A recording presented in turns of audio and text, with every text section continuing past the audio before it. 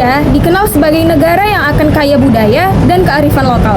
Salah satu warisan budaya yang memiliki nilai seni, filosofi, dan ilmu pengetahuan adalah batik. Namun, di balik keindahan motif dan warnanya, terdapat pengetahuan tradisional yang diwariskan secara turun-temurun. Pengetahuan inilah yang disebut sebagai etnoscience. Etnoscience merupakan ilmu pengetahuan yang berkembang di masyarakat berdasarkan pengalaman, budaya, dan interaksi makhluk dengan alam.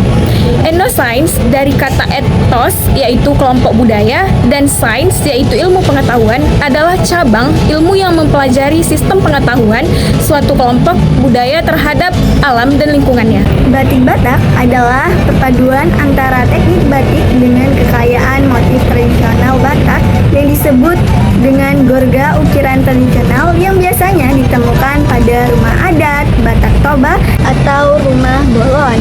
Batik Batak lahir sebagai adaptasi kreatif yang mengadopsi teknik batik canting dan juga teknik cap, namun tetap mempertahankan motif-motif gorga yang penuh dengan makna filosofi seperti motif singa-singa, motif desa Nauli.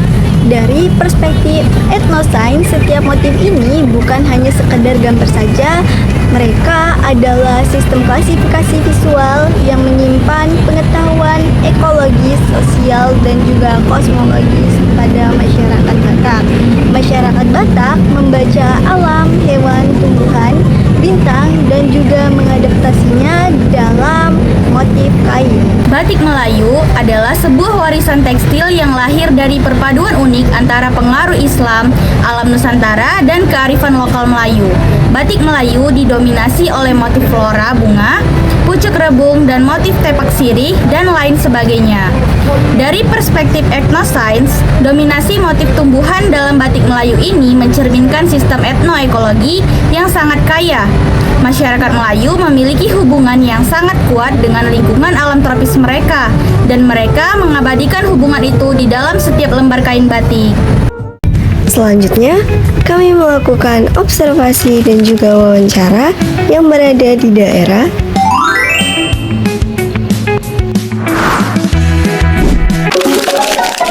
batik yang Ibu buat itu batik apa saja ya? Jadi ada batik Melayu, ada batik motif Batak, ada juga pokoknya yang di Sumatera ini kan ada 7 etnis ya. Iya betul. 7 etnis ya. Jadi di Sanggar Seni Pendopo ini membuat batik motif 7 etnis. Yaitu ada Batak itu kan ada 5 ya. Ada Batak Toba, ada Simalungun, ada Pak-Pak, ada Eri, ya kan. Terus ada satu lagi Karo ya. Iya benar. Tambah lagi nih ya sama Melayu. Kira-kira motif apa aja Bu yang sering digunakan tuh dalam proses pembuatan batik? Jadi kan dari 7 etnis itu kan masing-masing etnis itu kan mempunyai beragam motif ya. Misalkan kayak di Melayu itu ada motif pucuk rebung, ada motif itik tulang petang, ya kan. Terus ada motif sekali biola. Nah kalau di misalkan kayak di Batak Karo ada embun sekawiten, ada desa Nawalu. Jadi masing-masing etnis itu mempunyai keragaman motif sesuai dengan etniknya. Nah itu kan tadi banyak tuh Bu yang motif-motifnya. Kira-kira dari motif batik Batak dan juga motif batik Melayu itu ada nggak Bu makna dari terkait motif yang Ibu buat? Pasti ada ya. Jadi dari semua motif-motif itu semuanya itu ada filosofinya, ada mengandung makna dari kearifan lokal itu sendiri ya. Misalkan kayak motif Melayu ya, Melayu itu pucuk rebung itu jadi mengandung pengharapan. Jadi pengharapan kehidupan yang berrezeki baik, terus berumur panjang, kebahagiaan gitu kan. Terus misalkan seperti di Karo ada di Sanawalu itu kan ada 8 arah mata angin ya sebagai pedoman dari masyarakat itu sendiri di dalam berkehidupan gitu kan. Iya betul. Terus seperti misalkan kayak di Toba itu ada motif Ari-Ara Sundung di Langit, motif yang disakralkan, motif yang tidak semua boleh digunakan sembarangan gitu. Misalkan penempatannya dia harus di atas, dia nggak boleh di belakang, nggak boleh di bawah. Kearifan lokalnya itulah yang melindungi motif-motif itu. Kira-kira dari motif itu gimana sih Ibu cara memilih warna dan juga bahannya Bu? Nah itu tadi jadi dari etnik itu sendiri mereka itu sudah kayak menentukan warnanya. Jadi ada warna jadi warna khasnya ya, iya, warna khasnya. Misalkan seperti Melayu itu identik dengan kuning sama hijau. Kalau Batak kan merah putih hitam, merah putih hitam. Nah, terus ada kayak di Nias itu kan, Nias itu dia ada kuning, ada hitam, ada oranye, ada merah. Nah, jadi dari warna itu sendiri juga mengandung makna. Misalkan seperti di batak itu ada merah, putih, hitam, dan dari Hanatolu ya, itu warna batak. Jadi itu masing-masing kan mengandung, ada kayak yang mengandung kesucian, mengandung keberanian, mengandung semangat gitu kan. Nah, seperti itu. Di Sumatera sendiri itu khususnya di daerah etnik Melayu, etnik Batak itu sudah kayak seperti identik warnanya itu. Kira-kira gimana Bu proses pembuatan batik ini Bu? Karena kami juga mau belajar gitu. Kira-kira apa sih tahap-tahapan untuk proses pembuatan batik ini Bu? Jadi pada dasarnya sama ya, prosesnya itu di mana aja batik itu sama. Jadi mulai dari menyiapkan bahan dan alat. Bahan itu ada kain, ada warna, ada water glass, ada soda as, yang gitu kan. Terus kemudian alat itu ada canting, ada gawangan, terus ada kompor, ada kayak dandang yang untuk melorot gitu kan. Jadi prosesnya itu pertama membuat desain ya, desain, kemudian diceplak ke kain itu yang ditulis. Kalau yang batik cap ya tinggal mengecepkan aja pakai kayak capnya ya, kayak stempel gitu ya, tapi dia dari besi ya kan. Kemudian baru ke proses pewarnaan. Kemudian kalau sudah selesai nanti masuk ke proses fiksasi, yaitu menggunakan water glass tadi. Kemudian dicuci bersih, baru nanti ke proses lorot. Selesai sudah proses pembuatan batik itu. Gitu. Kira-kira proses pembuatan batik ini butuh berapa lama Bu? Berapa hari? Nah, itu tergantung mau batik cap apa batik tulis. Nah, kalau batik cap itu biasanya satu lembar itu 1 hari atau 2 hari siap ya, tergantung cuaca juga karena pembuatan batik itu. Karena kalau di di cuaca yang mendung atau hujan agak tertunda ya, karena kan harus kena sinar matahari, harus ke proses pengeringan ya kan, diproses fiksasi sama pewarnaan ya. Jadi pewarnaan itu harus kering terus dimasukkan ke water glass itu, fiksasi kan, itu harus keringan juga lagi.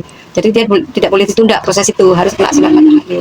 Jadi kalau itu tadi bisa 1 hari 2 hari, kalau batik tulis itu bisa seminggu 2 minggu, tergantung kerapatan motifnya juga. Dia motifnya mau jarang atau mau rapat ya kan. Kira-kira pewarna alami ada nggak Bu? Ada pewarnaan ya. Jadi warna itu kan ada 3 ya. Ada pewarna alami, ada pewarna sintetis. Sintetis itu ada 2, ada pewarnaan pakai indigosol, ada juga yang naptol. Di Sanggar itu memakai sintetis yang kan ada naptol, ada digosol, terus ada satu lagi remasol. Yang di Sanggar itu ada pakai remasol. Tetapi kalau yang permintaan ada yang proses di pewarnaannya pakai pewarna alam, ada juga.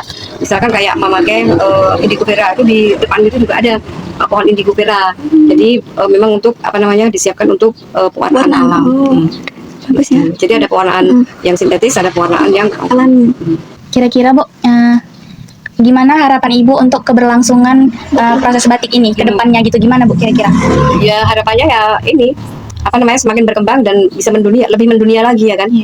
Terus anak-anak muda itu juga lebih peduli lagi sama batik, karena kan batik itu kan sudah mendapatkan warisan budaya tak benda ya dari UNESCO ya kan. Betul. Jadi kan harus dipelihara, harus dijaga kan gitu kan. Tingkat pelestariannya ya. Kira-kira bagaimana Bu di zaman sekarang ini pendapat Ibu terkait minat dari generasi muda ini terhadap batik? Sepertinya ini ya, antusias juga anak-anak muda itu kan, karena apa? Jadi kalau batik itu kan dulu kan kuno ya, kayak kuno, yang kain, terus kayak bapak-bapak, kayak ibu-ibu gitu kan. Nah, jadi kan bagaimana kita mengemasi batik ini biar Gen Z ini bisa tertarik dan mencintai batik ya kan. Nah, misalkan seperti ini, dibuatlah batik yang kekinian. Misalkan dibuat modern ya, dibuat vest, dibuat yang kayak ikat pinggang itu itu yang orang-orang Jepang itu kan pakai itu kan ya. Itu terus misalkan kayak dibuat yang simpel-simpel ya, kayak outer gitu kan, terus dimodifikasi sama kain-kain yang polos, yang kekinian, yang dilatih sama anak-anak Gen Z gitu.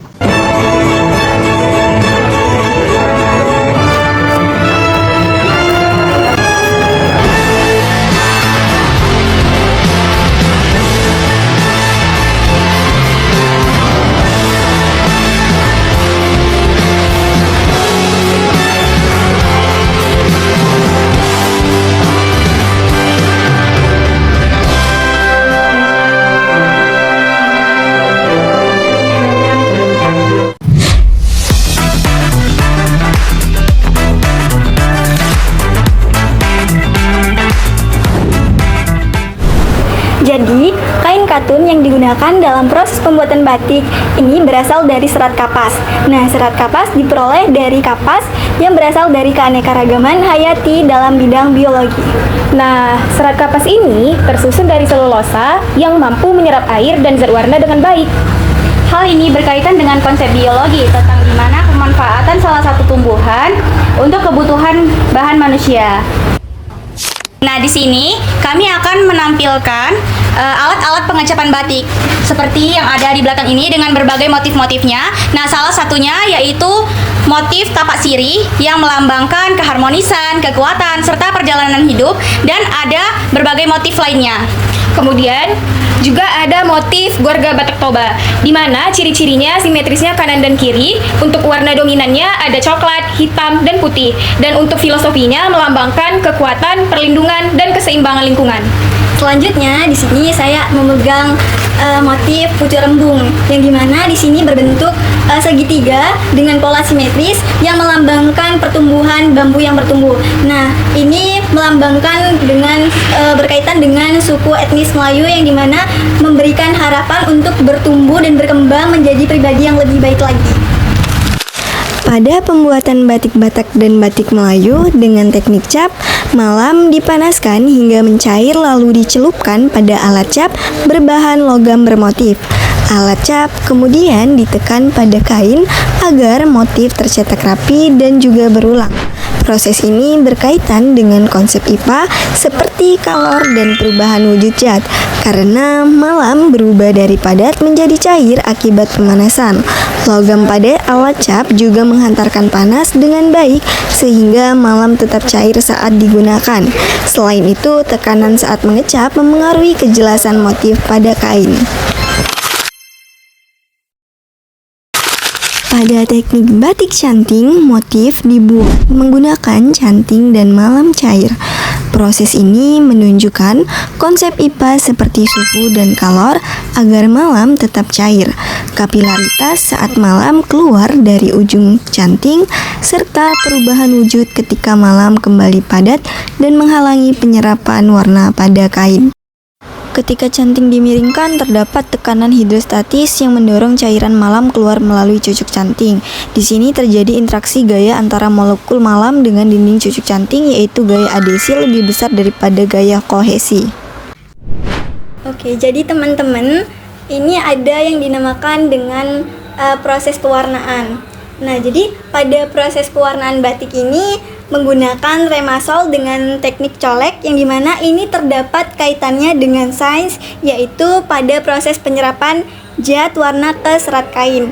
Nah, jadi pewarnaan remasol yang larut dalam air itu dapat meresap ke kain sehingga menghasilkan warna. Selain itu juga malam atau lilin juga berfungsi menghambat masuknya warna pada bagian tertentu kain. Nah, proses pengeringan batik juga menunjukkan adanya penguapan air. Jadi, pembuatan batik tidak hanya berkaitan dengan seni budaya, tetapi juga konsep sainsnya.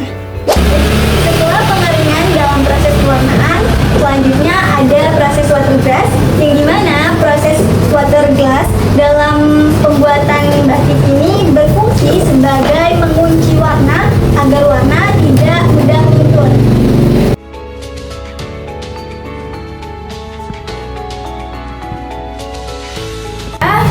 Dalam sains, water glass ini berkaitan dengan konsep kimia yang mengandung natrium silikat yang dapat membantu zat warna lebih melekat kuat pada serat kain. Wah, seru banget kan teman-teman? Ternyata di balik indahnya kain batik ada kolaborasi antara kearifan lokal dan sains yang sangat luar biasa. Secara etnosains, proses membatik tadi merangkum 3 konsep IPA sekaligus. Yang pertama, biologi dan kimia serat. Yang kedua, fisika termal dan fluida. Yang ketiga, kimia ikatan.